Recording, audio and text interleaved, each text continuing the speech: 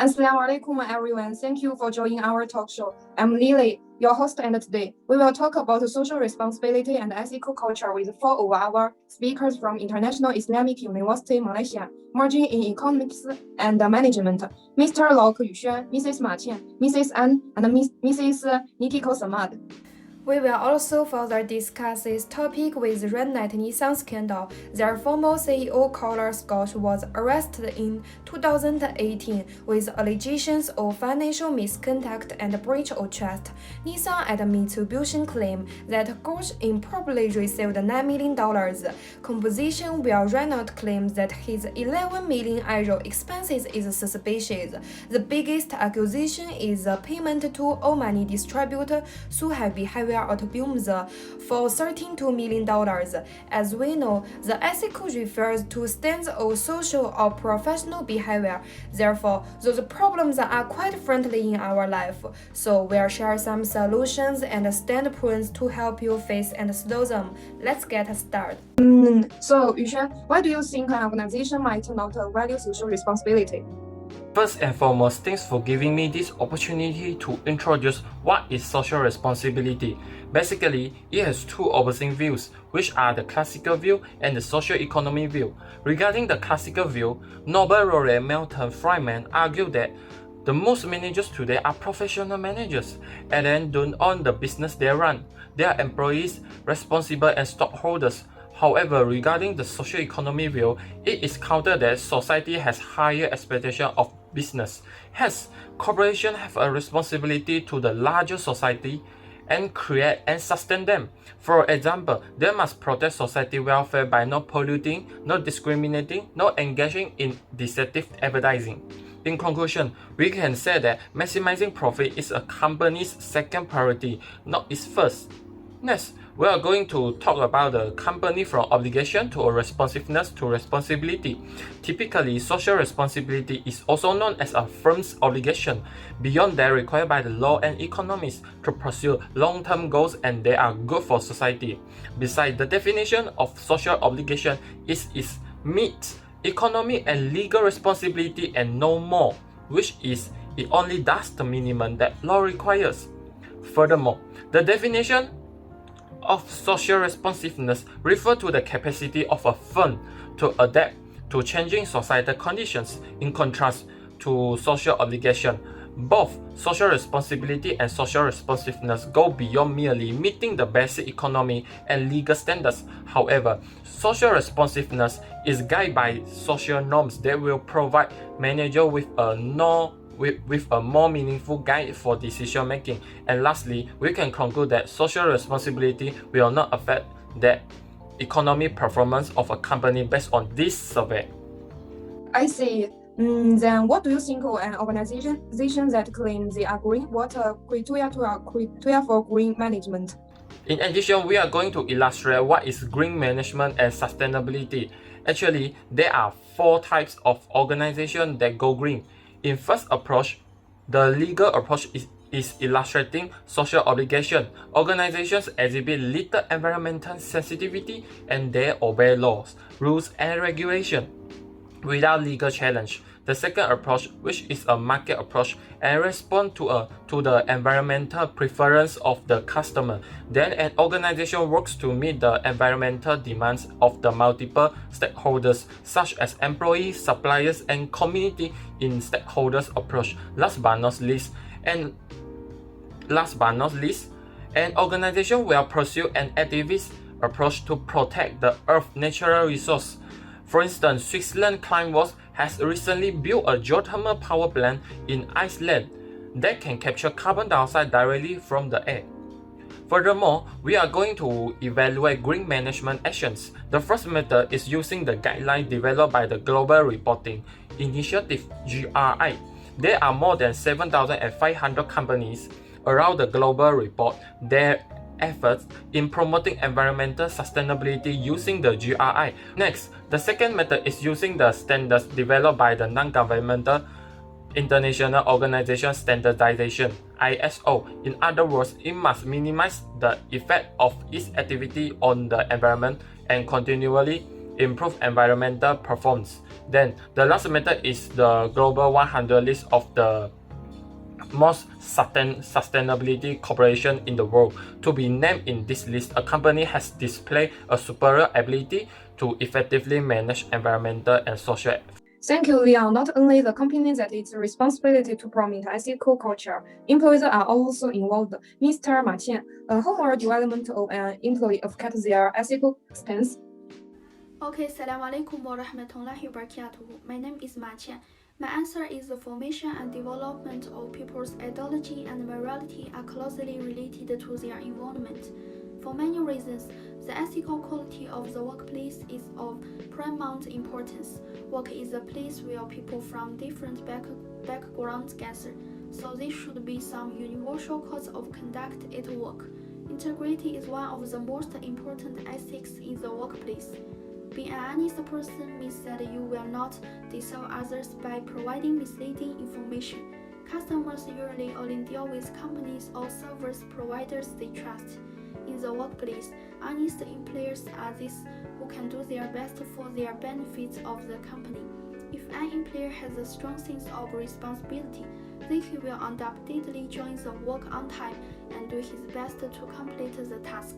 However, sometimes employees may make mistakes, so it's important to be able to admit these mistakes, be responsible to them, and bear any consequences. Discipline is an important part of demonstrating good professional ethics. Well-trained employees show determination and commitment to work. They strive to meet or exceed expectations and seek opportunities to learn new skills and improve performance.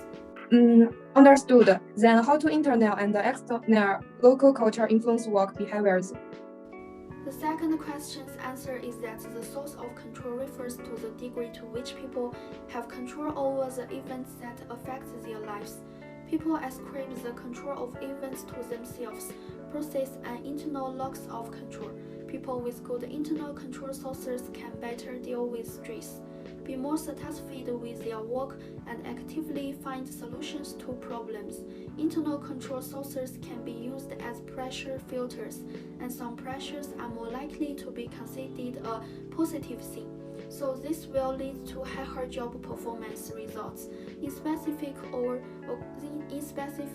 or organizations, internal control sources exhibit more task-oriented and goal-oriented behaviors, so they will show more work motivation and they believe that efforts will succeed. On the other hand, individuals attribute the control of events to outside causes process and external locus of control. Such people are known as externals. External locus of control personnel are more likely to be susceptible to stress and are more likely to treat central events as stressful events. In addition, external locus of control has obvious negative effects. The impact on work pressure and tend to reduce personal achievement and work performance. Externals are more conforming and compliant than internals. Internals look to themselves for direction. Externals look to others when tasks or organizational domains require initiative and independence of action. The internal would be more suitable when the requirement is for compliance. However, the external would be more appropriate. Thank you, Mrs. Ma Qian. When we want to promote ethical behaviors, there are some protections that can be afforded to whistleblowers. Firstly, management commitment such as senior management needs to demonstrate that it committed to addressing employees' concerns regarding potential violations of the law and commitment to providing retaliations. Secondly, complaint concerns the response system. Management needs to establish procedures and enable employees to confidently report concerns, provide for fair and transparent evaluations of the concerns, offer a timely response. Secondly, anti-retaliation response system. There needs to be clear, designated and independent channels for the reporting the retaliation that bypass the management who is believed to have the retaliate. Fourthly, anti-retaliation training. All the employees, including management, need to try to ensure they know the law and their right. program oversight. Regardless, the oversight needs to be the ineffective, and in my opinion, these steps suggest the basic if you want to slow this problem in route, that it is need supervision of the whole society. So we need to let the whistleblowers know that the society is righteous and the people were on the right side, so they have the courage to do right things. Of course, that's hard to achieve. Let us work together to create a peaceful workplace as well as a society. There are many ways to encourage ethical behavior.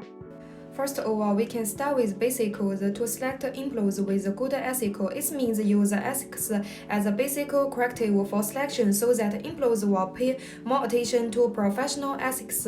As well, the organization needs to establish correct worker ethics in the workplace and build codes of the ethics in order to let employees better and easier to understand and comply with it. Furthermore, I think it's important to lead by example. Leader is of the special importance in an organization. He always respects the face of the organization, and the employees look up to the leader as a role model. Also, job goals and performance operation are important for encouraging ethical behavior. For instance, employees who can create ethical when they have the correct goals, and they will have more emphasis on the ethical when the organization link performance evaluations to it. Finally, nowadays most large organizations have stand up seminars, workshops, and similar ethics training program to encourage ethical behavior. That's also an important way. Recently, we have been embarked with a big company scandal. I would like to know your opinion, Mrs. Nithikan. Are you surprised that well-known organizations like Renault-Nissan and Mitsubishi are involved in such a scandal? How could this happen? I am surprised, very surprised. How could it happen? In terms of Renault-Nissan scandal, this could happen because the employees, even the seniors, respect the strict hierarchy that has been practiced in Japan society. This resulting in the scandal reaching the point that it has. Provide the most concerning factor is that such as second scandal could ever come to fruition and reach the point that it has the enormity of the financial misconduct. And ethical violation means that the ethical activity have been underway for a while. Are there structural variables that may have influenced the unethical behavior within this company? Yes, those that continuously remind employees of what is ethical are more likely to encourage ethical behavior. As we can see in Renault-Nissan cases, no one tries to encourage it due to their strict hierarchy norms. In the working environment that already did not focus on encouraging ethics, the employee will only brush off the onus in their boss activities such as correspond suspicious emphasis to focus on their own goals, which are to be promoted. Thank you, Mrs. Nithikan. Relating to the cause of the scandal, could you explain the issue intensity of the course coach action to us, Mrs. Sofiya? Yes, of course. Carlos Ghosn's scandal isn't related to small amount of money. He took $32 million to 11 million euro.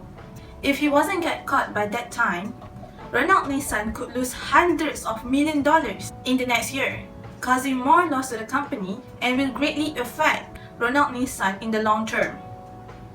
This is because the probability of him keep doing his evil scheme is high. The embezzlement ends just because he got caught rather than Carlos Ghosn himself stopping and admitting it.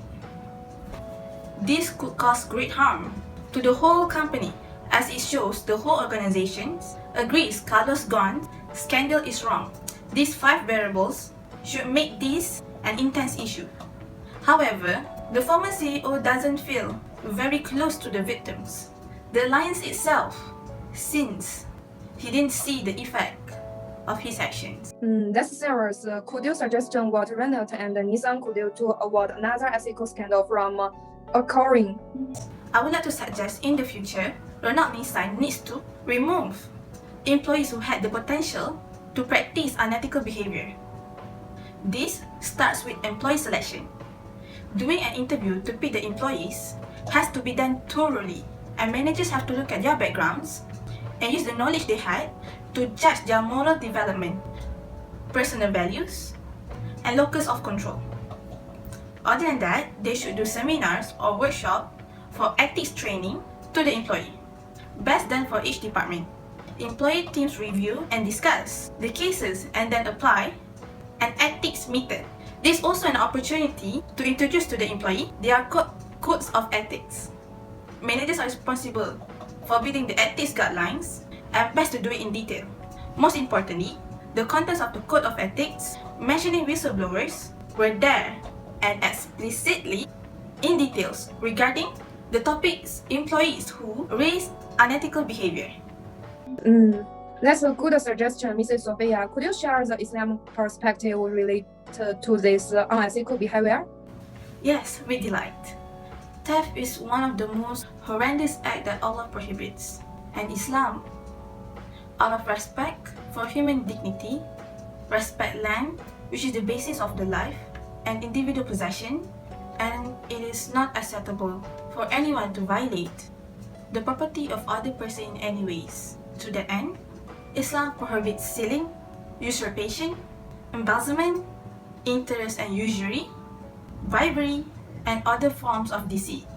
And any property obtained without a legal right is considered unlawful.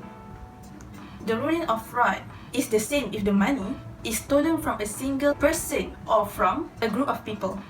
So, if anyone steals from a private corporation, the rule that applies to him is that of a criminal, with all of the repercussions that entails. In these manners, people's property is preserved, and their dignity is protected.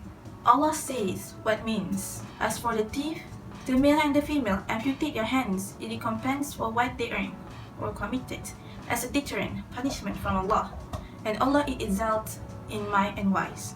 Surah Al-Ma'idah, verse 38. Thank you, Mrs. Sofiya, Mrs. Nithikan. Why do you think the code of ethics is important to our professional? I think current environment very part of ethics in the life of people in social groups, cross organization, which in addition to the collective expression accepted by society, having a heart of beauty, kindness, generosity, honesty, it is the basic qualification of a career. Thank you, Mrs. Nithikan. That wraps up our discussion today. Thank you for watching. Have a good day and see you guys next week. Bye.